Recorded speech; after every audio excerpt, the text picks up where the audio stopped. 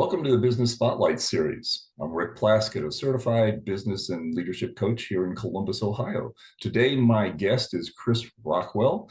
He claims to be the rookie CEO of Lextant, and Lextant is a human experience company. I'm going to let him say why he calls himself a rookie because I like his point of view and his mindset. But calling yourself a rookie when you've been around as long as he has and running a multi-million-dollar company. I think that's why I like the way he calls himself that. It's a mindset. It's not a position in life. So today we're going to talk to him about his business, the challenges, some of the best practices, and share a peek into what it's really like to build and operate a business. If this is your first time on the channel, please be sure to hit the like and subscribe button. So Chris, welcome and thank you for being here today. Thanks for having me, Rick. Appreciate it. Hey, let's start off with give a brief overview of you, your background, and a little bit about the company. I think that's where this rookie CEO will come out. Sounds good. Sounds good. Yeah. So my background is in human factors engineering, and what the company does is we basically look at the intersection between people and design systems. For a business to succeed, it needs to create great experiences for its customers or for its partners. And so Lextant's role as part of our client teams is to understand what problems need to be solved, how to build a strategy around delivering great experiences, and then how you deliver those through the touch points of the brand, whether it be how people shop or how people use the services.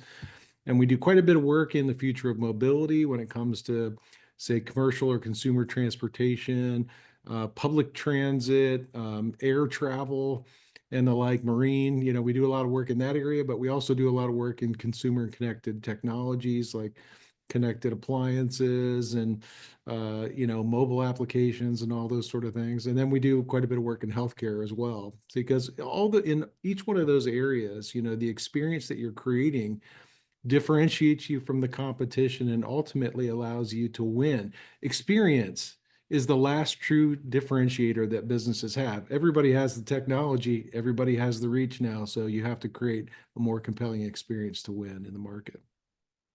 Super. So as a CEO, tell us a little bit about your role. What does a day in Chris's life look like? Yeah.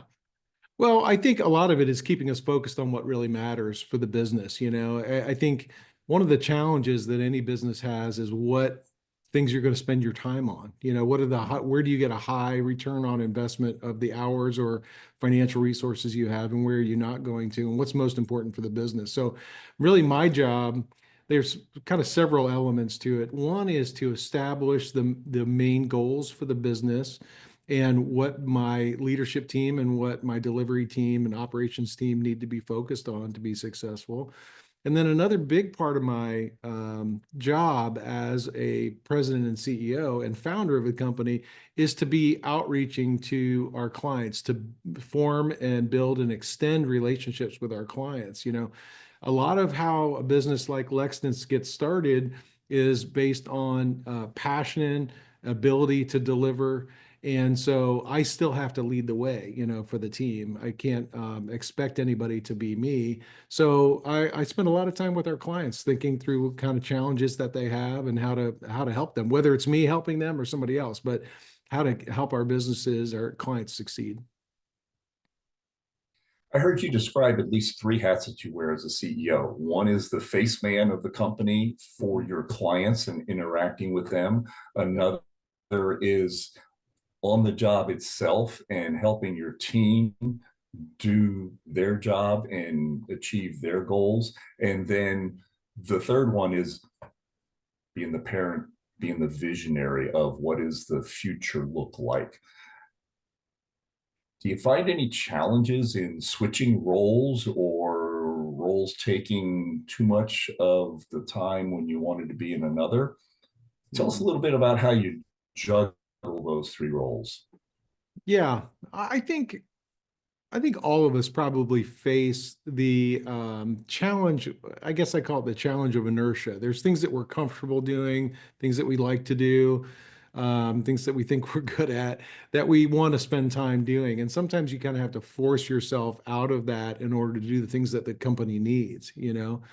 You mentioned before that I call myself a rookie CEO. I always tell my team, I'm saying, I'm sorry that you're dealing with a rookie CEO every day. The reason I say it, Lexington has been in business for 25 years, so we've been doing this a long time. And I always tell everybody, I'm not sure if it'll work out, but I hope it does. After 25 years, maybe it'll work out. But every day you're facing a new challenge, a new opportunity, and you have to stay nimble and keep your mind open to learning, to developing new skills, to working on yourself. One of the things I do is I have a professional peer group that I'm part of that, keeps me accountable and helps me learn, like, and fill in gap areas that I have so that I can do a better job for my team.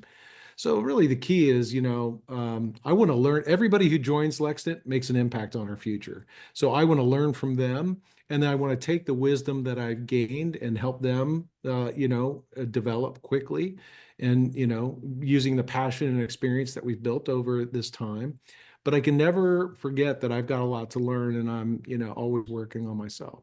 Because if my team, how can I expect them to work on themselves if I'm not willing to work on myself and get better? Right. 25 years ago, look at the cars. Most of them were barely having cup holders at the time. And it took, at least if you drove a General Motors car, it took two keys to get in and start the car. Today, we simply have to get close to the car and it does all of that stuff automatically.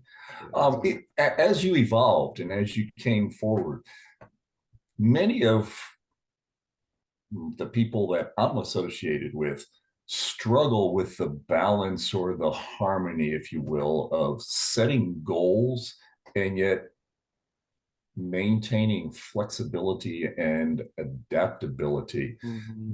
Give us a little bit of your viewpoint on how do you work those two together?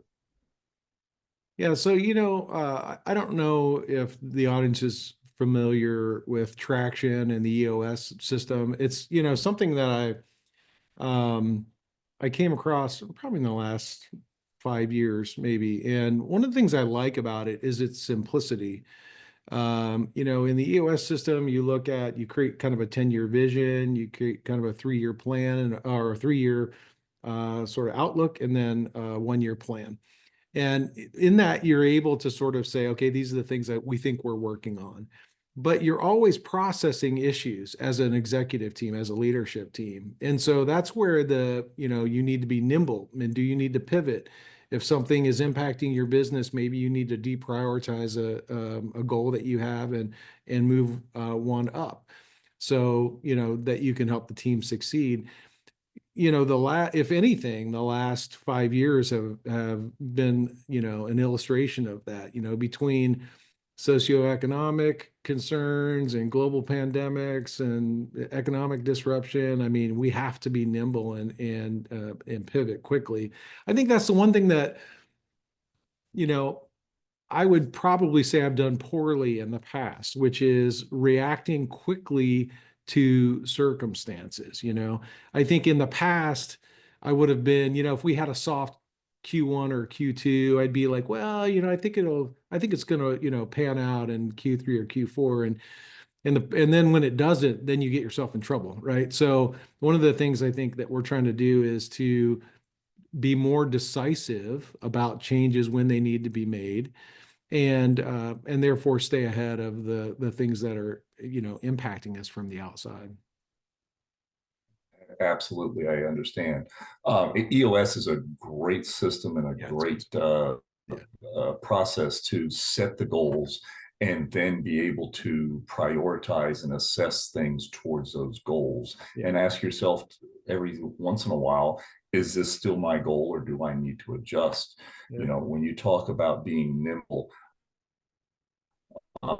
my background, I graduated from West Point and served in the military, particularly with the 101st and the 82nd Airborne.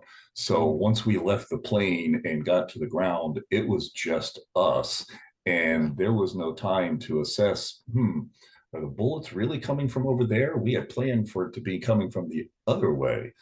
No, we Mhm. had to be very nimble, and there was an awful lot of the planning, but then the practicing, and then sitting down with 18-year-olds and making sure that they understood the spirit of why we were doing this and what the mission spirit really was, not necessarily what the essence was. That Yeah. enabled them to do their job within what we call the fog of war.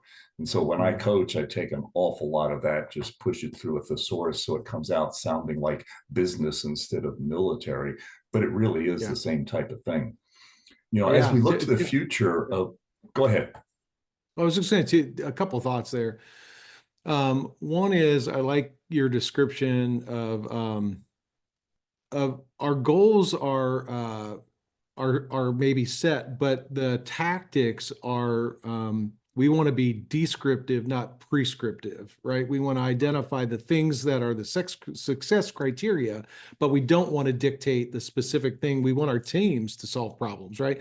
So we really have to rely on our teams and their capability to solve problems. And we step in when they get out over their skis or they struggle, but we want to not paint by numbers, right? We want to sort of set what the target looks like and what the success criteria looks like, and then solve as a team. And I think the second part of that is accountability of the team. Um, the one thing I like about, look, EOS is just another, business management kind of set of ideas. What I like about it is its simplicity. The challenge with sometimes with these sort of business systems is that it's death by process. You wind up serving the process rather than the outcomes. So EOS is simple enough that people can kind of wrap their head around it. But one of the things I really like about it and what's helped me is create more accountability from the leadership team. We say, these are our goals. How are each of us going to, what are we going to do to deliver on those goals? What's my role in it? And then we have accountability to the team about how we're going to do that. And I would say, that's something that, when you're a small business like us, we're 27 people. Um, it's easy to get a little too loose with accountability. I want to build a business on accountability. I don't want to be, I don't want people punching time cards, and I don't want to have to crack the whip. That's not our style at all. So everybody who comes on board knows that our business is about, uh, you know, dedication and passion and accountability. So, but once we establish those goals, we want the team to sort of go, okay, how are we collectively and individually going to be accountable for success? And I think that's good. I think that's That helpful. that's super. Yeah. Again, from my military experience, the accountability. Um, when you were in the fog of war, you signed up and you took an oath to office to support and defend the United States, but you pulled the trigger for the accountable partner behind you, Right. the two of you. And Yeah. so when I look at, I hear someone share the word accountability, in my mind, I'm envisioning respect. Because if I said I was going to do something, it's out of my respect to you that you're expecting me to. And so the accountability, number one, it's about respect. Number two is, at heart, I'm just a lazy guy. So if I don't have a habit or an accountable system, Mhm. things are going to fall off the table. I have to do those things so that I can enjoy being a lazy guy. Yeah. You know, Chris, you've shared a lot. I'd like to dig just a little deeper into your leadership style.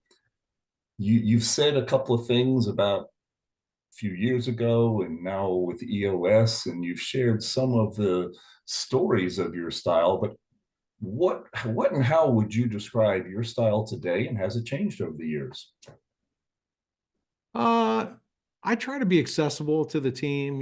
I call myself, like I said, I call myself a rookie CEO because I have to be nimble. I have to, my belief is that the day you've decided you've got it all figured out is like the day you die, right? We're all learning, we can all get better. And so I would say my leadership style is to build, a culture of passion, of high quality, and of team accountability, to learn from the team that is part of Lextant, and to help that team.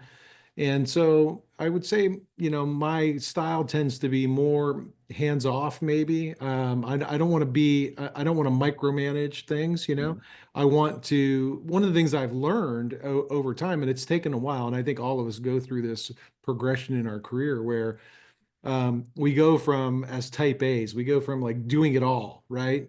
And then eventually you have to figure out that you can't do it all, you have to delegate. And then once you delegate, that requires trust that it's going to get done. But the misbelief is that it's going to be done like you would do it. You want it to be done the way that the people you trust around you to do it. And usually what I find is when you delegate, most of the time it comes back better, even better than you would do it, and then maybe some of the time it needs some help and some, sort of corrective action. And that's when I can step in and help provide from the experience that I have. But, nobody gets fired here at Lexington for making mistakes. It doesn't work that way, right? I mean, we're all going to make mistakes. The question is, what do we do? How do we handle those? And I also think, just like your customers don't expect you as a company to be perfect and to walk on water. What they do expect you to do is to try and to try to uh, provide the best, um, what's the word I'm looking for? So when you sell a product or a service, you're making a promise to a customer. It's promise made, right? When you service the customer, it's promise kept. So you're keeping your promise when you help the team succeed. You don't expect them to be perfect. You're going to make mistakes. So nobody expects perfection, but we expect to learn from it and get better. And I think that's the key to, any kind of successful culture or business. And it's the key to delivering great experiences, for customers. You have miles and miles and miles of practice in a NASCAR race, and you have all sorts of preparation to go to that race. They fill the stands with audiences watching the race. And what are the audience really looking for? They're looking for that accident and how the teams recover from the accident. Mm.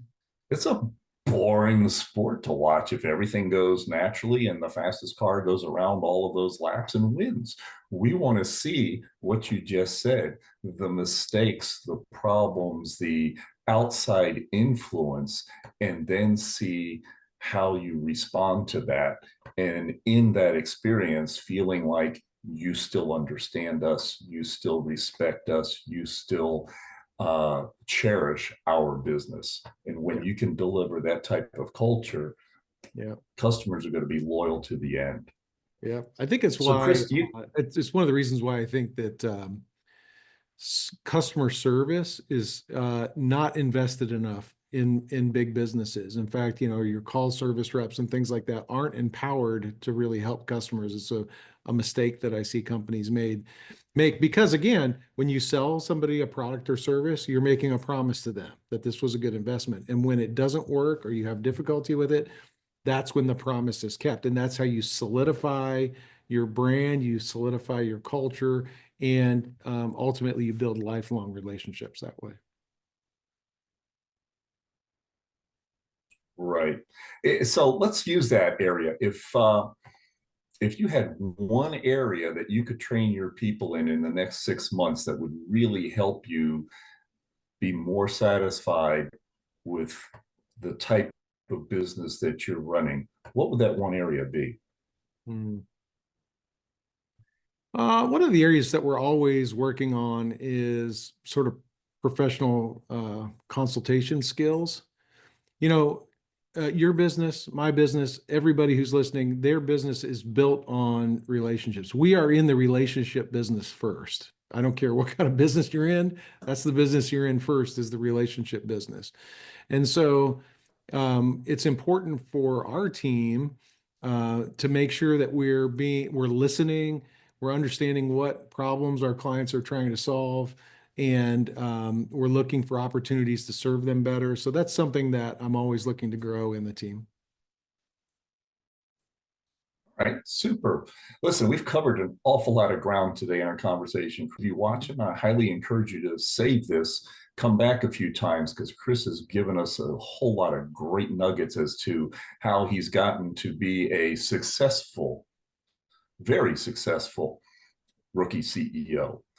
As we wrap this up, what I'd like to do, Chris, is hit a section that I like to call rapid fire questions. This is just Okay. wanting the top of your head type of answer for each. Are you ready? Yeah. Super. What would you say is your key to success? Passion. Great. What's one piece of advice that you'd give to another business owner? Uh, Nothing good happens without risk, but don't get out over your skis. Love it. Love it. What's a book that you're reading now or that you just found fascinating that you would recommend to somebody? I'm rereading Gino Wickham's Drive right now. Or no, Daniel Pink's Drive. Daniel Pink's I think it's Drive. Daniel Yes. Pink's. Yeah, he talks a lot about what motivates people, and I think it's really important for us to understand what motivates our team. Especially generationally, how that that's it's a challenge. We have multiple generations in our businesses now, and everybody's different. How do we motivate people and keep them passionate and working hard to succeed? And how do we fulfill them too? Yeah. Motivation comes from being fulfilled. Absolutely. Yeah. I love that idea of autonomy, mastery, and purpose, which is what Daniel Pink talks about. Yeah. And I do think, his whole premise is once you get the money right, once you get the compensation right, that people are ultimately motivated by autonomy, mastery, and purpose. And I think that's brilliant. I found that to be true in my career. Super. If there was one area in your business that we could improve overnight and tomorrow morning, it's exactly the vision that you would have, what would that one area be? I think it would be brand reach and awareness. I think I really believe in what we're doing and the impact we're having. 90% of my clients come back because we do a good job for them. I need the world to know about that. Sometimes people will say, "Oh, you're the best kept secret," and it's like, oh, just kill me. I never want to hear that again. That is the worst thing to say to a I know. business owner is you're the best kept I secret. know. Oh my So goodness. we're Yeah. working hard to finish that, to fix it. Absolutely. Yeah. So listen, before I get to the final question of the day, if people are watching this, Chris, what's the best way that they can get in touch with you? Well, you can go to lextant.com and look at the resources we have there, including our white papers and our podcast, and all of our contact information. Can be there. You can reach me through that. You can also reach me at LinkedIn. So don't hesitate to contact me over LinkedIn. I'd love to hear from folks. And if you have questions about, what does it mean for customer experience to be a priority in your business, or how do you build a business that can deliver on that? How do you design products and services to deliver on experience? How do you measure it? Those are, things I can help you with. And of course, as as a rookie CEO, if there's anything I can do to help somebody who's starting a business, learn from some of the things I have and the mistakes I've made, I love to have those conversations too. So, Super, super. So here's the last question, Chris. What do you find most inspiring? you know, uh, I get inspired by my team, the things I learn from my team. They bring things to the table that I would never think to do. So I get inspired by them. I get inspired by great artists or people who've worked really diligently to polish and hone their craft. And I think that's inspiring to, me to always get better. Those are the things that are inspiring me today. So. Awesome. Awesome. So, what I've heard from you, Chris, is it is all about the people around you and the chemistry of how you can take one person and another person and create four or more people in the way of an experience. That's just awesome. Chris, thank you so much for joining us today and sharing your journey, 25-year journey of still being a apprentice CEO. I Yeah. love it. I love that mindset that keeps Mhm. everything fresh. Yeah. And an audience, thank you so much for joining us and watching today. If you were inspired by listening to this interview, hey, hit it, share it with some friends, and come back and watch it again. So, folks, make it a great day and bye for now.